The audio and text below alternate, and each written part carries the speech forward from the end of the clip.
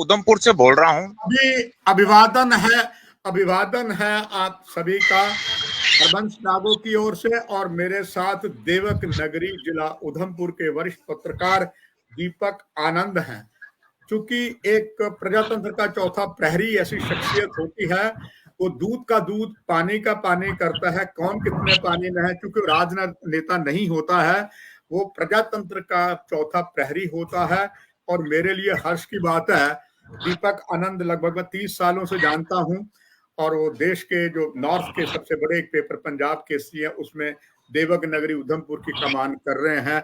मेरे साथ है दीपक आनंद जी, आपका बहुत बहुत धन्यवाद। मैंने आपको प्रार्थना की, आपने स्वीकारी। आपका स्वागत है इस पहले सीधे लाइव में। और अब मुझे उम्मीद है कि और भी आपके क्षेत्र की जो गतिविधियां राजनीति आप बताते रहेंगे। आपका स्वागत करते हुए आनंद, मैं ये जानना चाहूंगा कि इस समय जो देवक नगरी उधमपुर की 4 सीटों की स्थिति है, कई जगह तो कहते हैं कोई झगड़ा नहीं है आपसे, कई जगह झगड़ा हो गया टिकटों के बंटवारे को लेकर।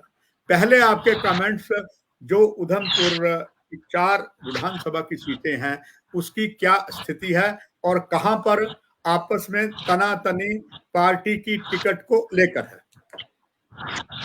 सबसे पहले मैं आपको बता दूं कि उधमपुर ईस्ट की जो सीट है, वहां पर भाजपा ने, जैसे कि हमारे उधमपुर के अंदर 4 विधानसभा क्षेत्र हैं, 3 क्षेत्रों की टिकटों की घोषणा पहले ही कर दी गई थी और ईस्ट की घोषणा को रोक कर रखा गया था।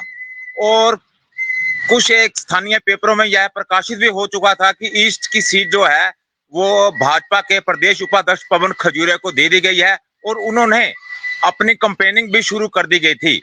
और अचानक ही एक दिन पहले जब रात को पवन खजूरिया के घर में कुछ कार्यक्रम था, तो वहां पर आरएस पठानिया, जो कि पूर्व विधायक है भाजपा के और भाजपा के प्रदेश उपाध्यक्ष जो पवन खजूरिया है, इकट्ठे एक मंच पर बैठे थे। रात 12 बजे के बाद क्या पलटी फिरी है, इसका किसी को कोई अंदाजा नहीं था। और रात को ये लिस्ट जारी कर दी गई कि आरएस पठानिया ईस्ट से संभावित उम्मीदवार नहीं बल्कि उम्मीदवार ही होंगे। और जैसे ही इसकी सूचना पवन खजूरिया के समर्थकों को लगी तो उनमें काफी रोष प्रकट हो गया। और सुबह जैसे ही लोगों के कानों में यह खबर गूंजी तो पवन खजूरिया के कार्यालय में सैकड़ों की संख्या में लोग एकत्रित हो गए। मगर जगह कम होने की वजह से पवन खजूरिया ने सोशल मीडिया पर एक संदेश दिया कि जो भी लोग अपनी बात करना चाहते हैं खुले मंच के अंदर, वो एक हॉल के अंदर आए जो कि राष्ट्रीय राजमार्ग पर स्थित है, सेलिब्रेशन हाउस। वहां पर कल हजारों की संख्या में लोग एकत्रित हुए और उन्होंने, जो कि अब प्रदेश अध्यक्ष रविंदर रैना के खिलाफ जमकर नारेबाजी की। और सबसे बड़ी हैरानी की बात है कि 4 डीडीसी, जिसमें टिकरी की आशु शर्मा और बीडीसी ब्लॉक की जो पंचायत की आरती शर्मा भी वहां पर आई, और मजालता के बीडीसी अमित शर्मा, और जगानू के जो जगानू और मजालता ये और टिकरी, ये तीनों ईस्ट क्षेत्र में आते हैं। इन तीनों के जो डीडीसी सदस्य हैं, जो मेंबर हैं, नॉमिनेट किए गए हैं, वो भी आए थे। और प्रेषित सिंह ने स्पष्ट शब्दों में जनता के सामने ऐलान कर दिया कि वह अपने पद से और भाजपा के सभी पदों से इस्तीफा दे देते हैं, कि भाजपा ने एक सच्चे देशभक्त के साथ गद्दारी की है। उन्होंने कहा कि पवन खजूरिया ने 35 साल अपनी पार्टी में संघर्ष करते हुए अपना पूरा जीवन प्राप्त कर दिया, मगर पार्टी के कुछ लोगों ने उनके साथ धोखा किया है। परंतु मोदी के खिलाफ उन्होंने एक भी आवाज नहीं उठाई। वहीं जनता का भारी रोष था। और जब पवन खजूरिया समर्थकों के बीच आए तो जिंदाबाद के नारे लगने लगे और लोगों का जो जनसमूह था उमड़ पड़ा। और जब पवन खजूरिया लोगों को संबोधित कर रहे थे, उनकी आंखों से आंसू छलक रहे थे। और जब उन्होंने कहा, मगर लोग नहीं माने, जब उन्होंने कहा कि हमने 12 बजे तक का समय दिया गया है, परंतु लोग वहां पर नहीं माने। उन्होंने कहा कि हमें आज ही निर्णय चाहिए कि पार्टी अपना मैंडेट वापस लेती है या फिर आपको आजाद उम्मीदवार में लड़ना पड़ेगा। इसका निर्णय आपको आज ही लेना पड़ेगा। कई वरिष्ठ नेताओं ने दिल्ली से भी, जम्मू से भी पवन खजूरिया के साथ संपर्क साधा, मगर उनका एक ही जवाब था कि जब तक मेरी जनता मेरे साथ है, मैं उनके बिना कोई भी फैसला नहीं लूंगा, और जो फैसला होगा खुले मंच के ऊपर ही होगा। परंतु एक बड़ी ही दिलचस्प बात यह है कि रातों रात कल जो पूर्व केंद्रीय मंत्री थे अनुराग ठाकुर, वह भी रात को उधमपुर में आए थे और सुबह होते ही अंधेरे में ही वो वहां से निकल गए। मगर यह अभी तक किसी को जानकारी नहीं है मगर उन्होंने भी कहा, मगर पवन खजूरिया नहीं माने।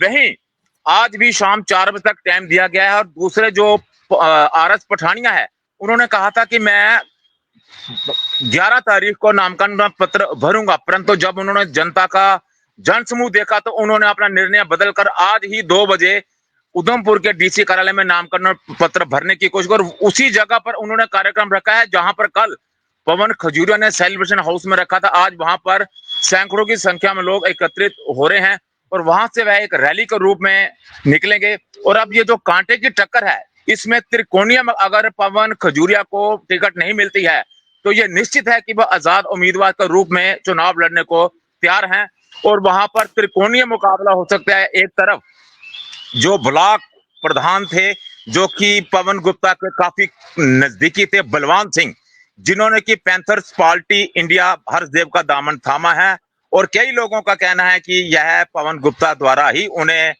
प्री प्राण से वहां पर खड़ा किया गया है, परंतु अभी इसकी पूर्ण रूप से पुष्टि नहीं हुई है। मगर उनका भी वहां पर जोर है क्योंकि 49 पंचायतों का वो प्रतिनिधित्व कर चुके हैं और उनकी काफी संख्या में लोग उनके साथ समर्थक जुड़े हुए हैं।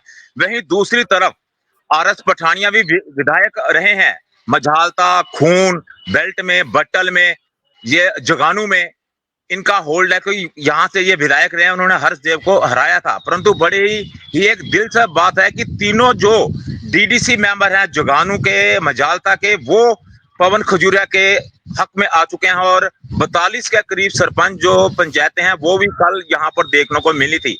और अब पवन खजूरिया अगर आजाद के रूप में आते हैं और पठानिया भाजपा से और पैंथर से बलवान के दीपक जी, आपका जो बहुत शानदार, क्योंकि यू आर द ग्राउंड, हमें जानकारियां नहीं मिल सकती क्योंकि हम यहां से जाएंगे।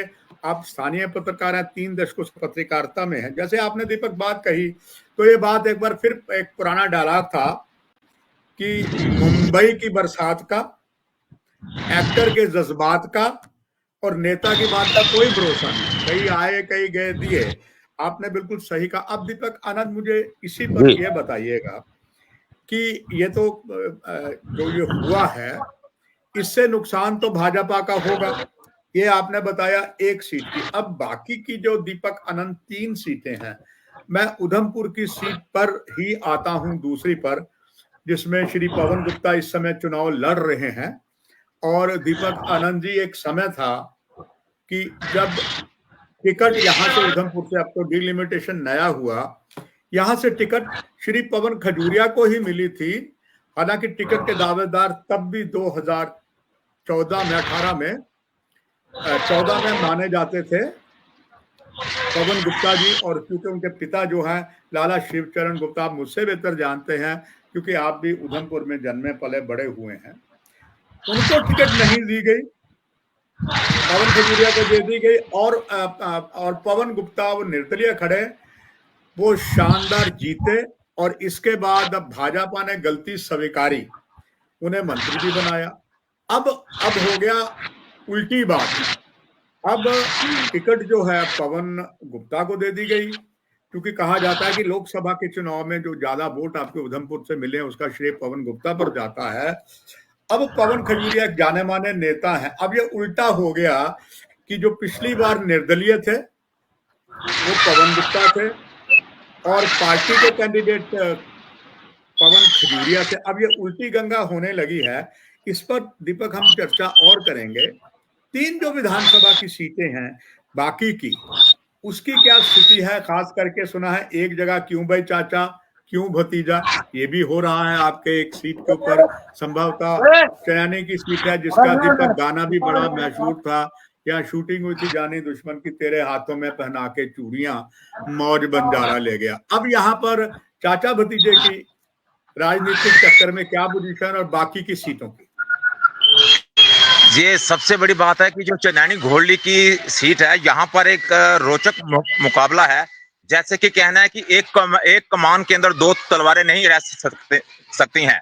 और वही बात है कि भाजपा का आज भी जो वोट बैंक है वो मोदी के नाम पर है, गांव के लोग हैं, कुछ भी है, मगर थोड़ा सा नुकसान भी हो सकता है पैंथर्स पार्टी को, क्योंकि जो दूर दराज के क्षेत्र हैं वहां पर लोगों को यही पता है कि पैंथर्स पार्टी हर्षदेव सिंह है और उनका चुनाव निशान साइकिल है। अब लोगों को ये नहीं मालूम कि ट्रक क्या है। फूल एक नेशनल लोगो है जिसके लोगों के प्रति लोगों को है, उसका कहीं ना कहीं थोड़ा सा लाभ मनकोटिया को मिल सकता है। मगर चनैनी के कुछ लोग, जैसे कि वहां के एक डीडीसी राकेश चंद्र शर्मा, अभी वो भी उनके साथ चल रहे हैं। मगर अगर अंदरूनी की तरफ झांक कर देखा जाए तो पूर्ण रूप से उनको वो समर्थन नहीं है।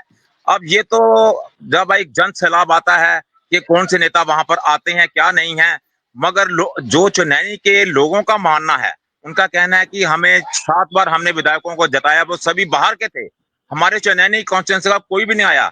तो अगर उस पैटर्न पर ये चलते हैं तो मुझे लगता है कि भाजपा की राह आसान नहीं होगी, क्योंकि जो कई लोग ऐसे हैं कि उनका कहना है कि हरजेब ने कई लोगों के घर बसाए हैं जब वो शिक्षा मंत्री थे। अब ये आने वाला वक्त ही बताएगा कि, और जो टक्कर है वो पैंथर्स और भाजपा की है, उसमें तीसरा कोई भी उम्मीदवार नहीं है। ये चनैनी घोड़ली की स्थिति है। आपने दीपक मानते हैं कि चाचा भतीजा में टक्कर है, आप ये मान रहे हैं कि टक्कर जो है पैंथर और भाजपा में। बहुत अच्छा दीपक। अब हम आते हैं दीपक जी बाकी की विधानसभा की जो स्थिति है, और उधमपुर की जो श्री पवन गुप्ता जी खड़े हैं, उनकी क्या पोजीशन है और कैसी स्थिति अभी तक वहां बनी है, और कब आपके और स्टार प्रचारक जो हैं भाजपा के प्रत्याशियों को विजयी दिलाने के लिए आ रहे हैं? सीधे प्रसारण में जनता ये भी जानना चाहेगी। जी, उधमपुर की जो वेस्ट की स्थिति है, उस समय इस समय यही, कल तक तो यही था कि पवन गुप्ता का पलड़ा काफी भारी है और उनके मुकाबले में कोई भी जो उम्मीदवार वो सही रूप से नहीं था। मगर कल ही कांग्रेस ने एक सूची जारी की है जिसमें कि सुमित मंगोत्रा को, जो कि एक कार्यकारिणी के सदस्य भी हैं और काफी समय से कांग्रेस में अपना समय दे रहे और युवा नेता हैं, उनके साथ युवा बहुत जुड़ा हुआ है। और सबसे बड़ी बात यह है कि लोगों के मन में ये चीज आ चुकी है कि कहीं ना कहीं इज्म भी है, क्योंकि जैसे 4 विधानसभा क्षेत्र में एक एससी को सीट दी गई है, एक राजपूत को दी गई थी और एक महाजन को, ब्राह्मण नहीं था, और दूसरी भी राजपूत को दे दी गई है। तो इस समय ये फैक्टर काम करता है कि एक ब्राह्मण वोट अगर कन्वर्ट करता है तो अगर कांग्रेस का वोट जो 2014 में पवन गुप्ता को निर्दलीय के रूप में गया था, अगर वो वापसी बाजी मारता है कांग्रेस के पक्ष में, तो कहीं ना कहीं स्थिति में कुछ ना कुछ बदलाव आ सकता है। क्योंकि जो पंचायती क्षेत्र का है, वहां पर मोंगरी भमाग लांदर का जो एरिया है, वहां पर अभी मोंगरी में डिग्री कॉलेज का मसला बना हुआ था, तो वहां पर पवन गुप्ता की स्थिति स्पष्ट नहीं थी। तो वहां के जो डीडीसी थे जीवन शर्मा, उन्होंने भी इस्तीफा दे दिया था और वो पवन गुप्ता से अलग हो गए थे। पर वहीं एक निर्दलीय उम्मीदवार जो डीडीसी उम्मीदवार हैं जसवीर सिंह, और वहां का 32,000 वोट है, जो कि जब चुनाव हुए थे डीडीसी में, उसने पैंथर्स को, भाजपा को हराकर जसवीर सिंह ने चुनाव जीता था। और कल उन्होंने अपना नामांकन पत्र उधमपुर में दाखिल कर दिया है और वे पढ़े लिखे एक युवा नेता हैं। दीपक, किसी राजनीतिक दल से उन्होंने किया है या किसी पार्टी की ओर से? नहीं, उन्होंने इंडिपेंडेंट आजाद को, क्योंकि जब वो डीडीसी बने तब भी वो आजाद थे, उन्होंने किसी पार्टी का समर्थन नहीं लिया था, ना ही वो किसी पार्टी के साथ हैं। उन्हें भाजपा की तरफ से काफी जोर लगाया गया, मगर उन्होंने कहा कि मेरी आवाज जनता है। और आज मोंगरी के लोग भी जो हैं, लांदर पंचायती के लोग हैं, वो जसवीर सिंह के साथ खड़े हैं। कल उन्होंने रैली में भी शक्ति प्रदर्शन कर कर ये साबित कर दिया है कि मोंगरी भमाग का जो कार्यकर्ता है वोट, अगर मोंगरी भमाग का जैसे कि 38,000 वोट है, अगर 20,000 वोट भी उनके हक में जाता है, इधर से कांग्रेस कुछ ना कुछ अपना वोट प्राप्त करती है, तो पवन गुप्ता की राह इतनी आसान नहीं होगी। जरूर कांटे की टक्कर होगी। मगर क्या दीपक आनंद, ये बात सच है जो हमने अक्सर पवन गुप्ता के बारे में सुना है, जब वो पहले एमएलए थे, मंत्री बने, फिर एमएलए रहे, वो लगातार अपने विधानसभा सीट में जहां मर्जी हो उन्होंने रात जो है अपने विधानसभा क्षेत्र में ही काटनी है। यहां तक कि मैंने रिकॉर्ड के पन्ने देखे, उन्होंने जम्मू में जब वो मिनिस्टर थे तब भी उन्होंने सरकारी कोठी नहीं ली। और मुझे आगे पीछे से, आप जैसे पत्रकारों से, भाइयों से पता लगता है, कहता वो पब्लिक के बीच रहते हैं। क्या उनकी ये जो निष्ठावानी है, क्या मतदाताओं को उनकी ओर आकर्षित करेगी, या पवन गुप्ता को जो दूसरा उम्मीदवार बता रहे हैं बड़ी बहुत तगड़े हैं, उनसे उनकी और भी कांटेदार टक्कर होगी? देखिए, कांटेदार टक्कर में एक स्थिति और भी उत्पन्न होने को, ये कल की पवन गुप्ता की जो स्थिति स्पष्ट होगी। सबसे बड़ी बात है कि पवन गुप्ता जो है, ये बात सही है कि उन्होंने ना ही श्रीनगर ना ही जम्मू में कोई सरकारी आवास लिया था, और वो अपने विधानसभा क्षेत्र में रहे और उनके दरवाजे 24 घंटे खुले रहते थे। जब भी कोई जाता था तो वह उनसे बात करते थे। मगर अब ये देखा जा रहा है कि जैसे आजाद का एक उन्होंने अपनी पार्टी तैयार की थी, तो उनके काफी समर्थक थे जो उधमपुर में जो वरिष्ठ कांग्रेस थे, अश्विनी खजूरिया, उनकी धर्मपत्नी जो है प्रीति बिल्कुल खजूरिया, वो वार्ड प्रीति नंबर झा, 1 से उन्होंने वो बहुत अच्छा पार्षद कहा। थी। वो मिसिज मिसिज दीपक, ये वही प्रीति खजूरिया हैं जो मिसिज इंडिया भी रही हैं और उन्होंने काफी काम एज ए डीडीसी में किया है। क्या ये बात सच है? नहीं नहीं नहीं नहीं, ये बिल्कुल गलत है। को वो डीडीसी नहीं है, वो उधमपुर की वार्ड नंबर 1 की पार्षद थी और वो कोई मिस इंडिया नहीं रही ओके, है। अश्विनी खजूरिया की मिसिज धर्मपत्नी है। Mrs India. या जी तो ये मुझे इसके बारे में अभी पूरा ज्ञात नहीं है। इंडिया में नहीं रही है वो नहीं है जी जी। कहीं। वैसे वो सोशल एक्टिविटीज हैं, मतलब काफी हैं। अब ये उन्होंने भी कुछ दिन पहले यह कहा था कि वह भी आजाद उम्मीदवार के रूप में वेस्ट से चुनाव लड़ सकती हैं। अब ये इसकी स्थिति कल ही स्पष्ट हो कि 12 तारीख को नामांकन पत्र भरने की आखिरी तिथि है। अब ये आखिरी कल ही तारीख, पत्ते बिल्कुल। खोलेंगे, कल ही पत्ते खोलेंगे कि क्या वह अपना नामांकन पत्र भरेंगी या नहीं भरेंगी। मगर जो आपने बात बोली कि पवन गुप्ता पर एक ये बड़ा यह है कि वह एक ईमानदार नेता है। अब दीपक, आपने ये सारा ब्यौरा बताया, चौथी सीट की क्या पोजीशन है? चौथी सीट जो है वो रामनगर की है। वो वहां पर सुनील भारद्वाज को खड़ा किया गया, मगर वहां पर लोगों को ये उम्मीदें थी कि वहां पर मूल राज जो कि डीडीसी थे भाजपा के, उनको सीट नहीं दी गई और उन्होंने 2 दिन पहले ही भाजपा को अलविदा कह दिया, जिसके चलते कल अच्छा। कांग्रेस ने पत्ता खोलते हुए उन्होंने कांग्रेस का दामन थाम लिया और कांग्रेस ने उन्हें अपना उम्मीदवार घोषित कर दिया है।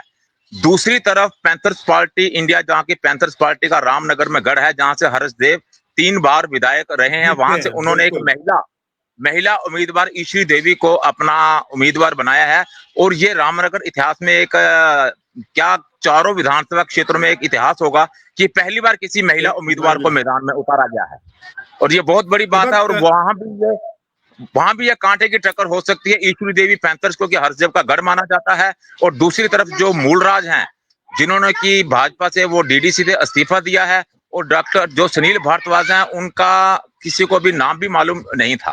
तो अभी वहां भी स्थिति जो है वो डगमगाई सी हुई है। अब ये दीपक, डिपेंड करता है जी दीपक जी, केंद्र से कौन कौन नेता आते हैं। हमें इजाजत नहीं दे रहा है, मगर मैं आपका आभार प्रकट करता हूं कि ground realities because of ground में है। आपने बेबाकी से ना काहू से दोस्ती ना काहू से बैर की कहावत को याद करते हुए एक सच्चे पत्रकार की भूमिका निभाई है, और आगे भी हमें आपके अनुभव की जरूरत पड़ेगी, ना केवल जिला उधमपुर की सीट पर आपके साथ, और चाहे लगता हुआ डोडा है, किश्तवाड़ है, या रियासी है, या माता वैष्णो देवी की है। हम आपके साथ लगातार संपर्क रख के आपसे जानकारी लेते रहेंगे। आपका समय लिया दीपक आनंद, आपका बहुत बहुत धन्यवाद। दर्शकों, ये थे उधमपुर के देवक नगरी के पत्रकार, जिन्होंने आपको बेबाकी से बात कही। आगे भी हम इसको रखते हैं। फिलहाल कार्यक्रम की समाप्ति है। दीपक आनंद को पुनः धन्यवाद देते हुए नमस्कार। नमस्कार, धन्यवाद। दीपक